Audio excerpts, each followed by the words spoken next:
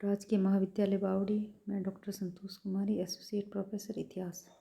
विद्यार्थियों, आज हम प्राचीन भारत के प्रमुख विश्वविद्यालयों के बारे में अध्ययन करेंगे।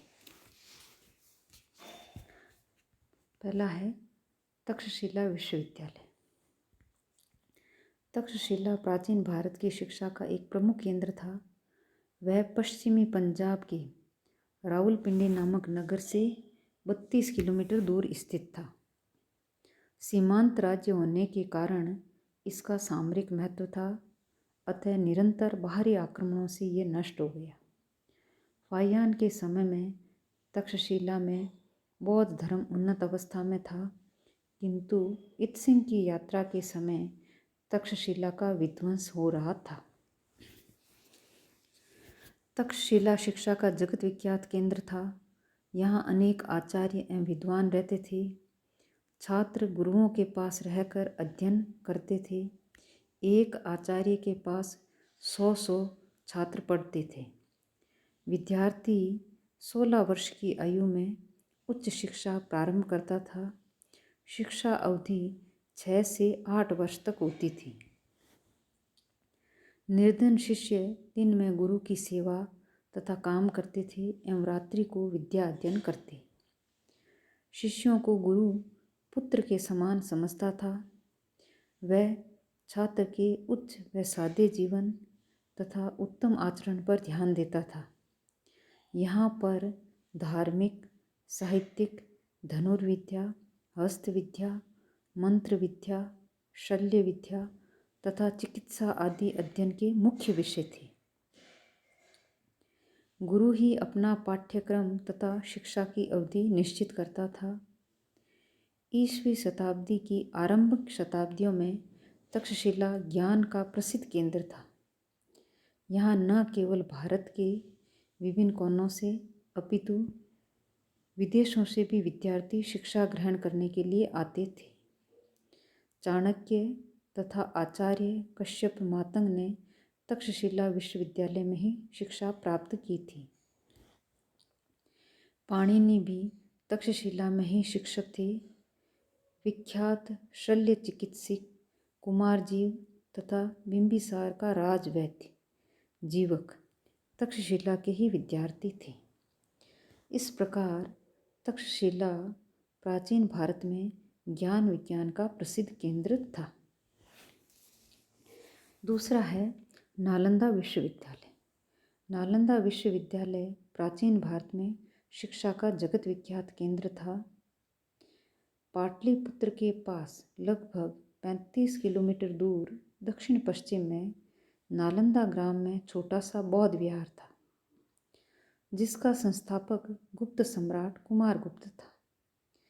यहाँ पहले बौद्ध भिक्षु पठन पाठन का कार्य करते थे।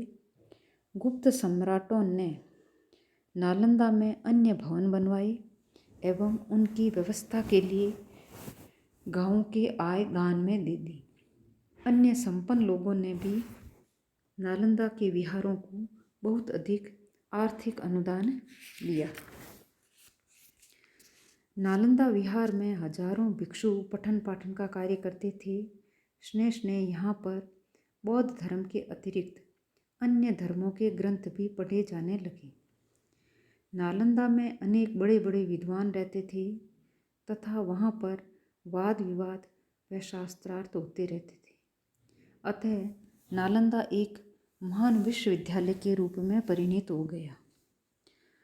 चीनी यात्री वेनसांग के विवरण से ये पता चलता है कि नालंदा विश्वविद्यालय में 10,000 विद्यार्थी तथा 1,500 शिक्षक थे।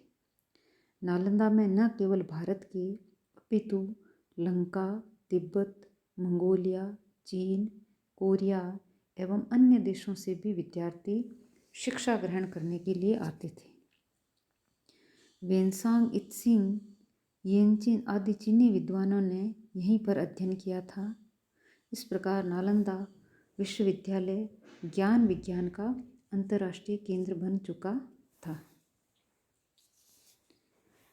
11वीं शताब्दी तक नालंदा विश्वविद्यालय शिक्षा जगत का गौरव बना रहा।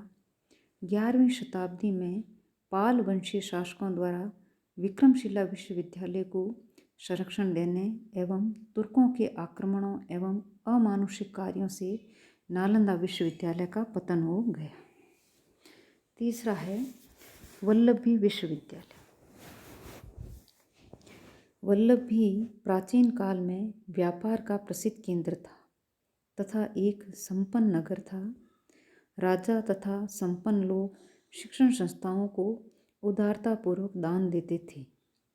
मैत्रक नरेश ध्रुव प्रथम की बहन की पुत्री दया ने वल्लभी में प्रथम बौद्ध विहार स्थापित किया तथा आचार्य भदंत स्थरमती ने दूसरा बौद्ध विहार स्थापित किया। विख्यात बौद्ध विद्वान गुणमती तथा स्थिरमती इस विहार में रहे थे। धीरे धीरे यहाँ कई बौद्ध विहारों की स्थापना हुई। वेनसांग तथा इत्सिंग ने भी वल्लभी की यात्रा की थी। 6वीं से 12वीं शताब्दी तक वल्लभी विश्वविद्यालय शिक्षा का एक प्रसिद्ध केंद्र रहा। धर्म, अर्थशास्त्र, नीति, कानून, चिकित्सा शास्त्र आदि अध्ययन के मुख्य विषय थे। वल्लभी विश्वविद्यालय में एक विशाल पुस्तकालय भी था। इस विश्वविद्यालय को राजा तथा संपन्न लोग उदारतापूर्वक सहायता देते थे। वल्लभी के आचार्यों की विद्वता की ख्याति दूर दूर तक फैली हुई थी। यहाँ पर दूर दूर के प्रदेशों के विद्यार्थी अध्ययन करते थे। शिक्षा समाप्ति के बाद विद्यार्थी राजसभाओं में विद्वानों के सम्मुख तर्कों तथा ज्ञान द्वारा अपनी योग्यता प्रकट करते थे। इसमें सफल व्यक्तियों को राजकीय सेवा में उच्च पदों पर लगाया जाता था। चौथा है विक्रमशिला विश्वविद्यालय। विक्रमशिला विश्वविद्यालय बिहार में भागलपुर से लगभग 24 मील दूर पत्थरघाटा स्थान पर स्थित था। इसके संस्थापक पाल नरेश थे। वह शिक्षा का विख्यात केंद्र था। यहाँ विद्यार्थियों को प्रवेश परीक्षा देनी पड़ती थी। यहाँ विदेशों से भी विशेषकर तिब्बत से विद्यार्थी शिक्षा ग्रहण करने के लिए आते थे। श्री गोपाल कृष्ण गोखले ने इस विश्वविद्यालय के बारे में लिखा है कि सचमुच विद्यालय के केंद्र के रूप में विक्रमशिला की सफलता का प्रचुर प्रमाण इस बात में मिलता है कि उसने बहुत बड़ी संख्या में प्रतिभाशाली विद्वान पैदा किए। उसने विलक्षण धर्मात्माओं को जन्म दिया जिन्होंने अपनी रचनाओं द्वारा ज्ञान तथा धर्म के क्षेत्र में अत्यंत महत्वपूर्ण योगदान दिए और उनके इसी योगदान के आधार पर तिब्बत जैसे एक पूरे देश की सभ्यता तथा संस्कृति का निर्माण हुआ। यहाँ पर भोजन, वस्त्र और निवास की निःशुल्क व्यवस्था थी। रत्न व्रज, लीला व्रज, गत रक्षित, दीपंकर, श्री ज्ञान, कमल रक्षित आदि यहाँ के विख्यात आचार्य थे। दीपशंकर श्री ज्ञान ने 200 पुस्तकें लिखी। इस विश्वविद्यालय में एक भव्य पुस्तकालय, बोधिसत्व की सुंदर प्रतिमा तथा अनेक तांत्रिक देवालय थे। धर्म, साहित्य, व्याकरण, न्याय, दर्शन, तंत्र मंत्र आदि अध्ययन के मुख्य विषय थे।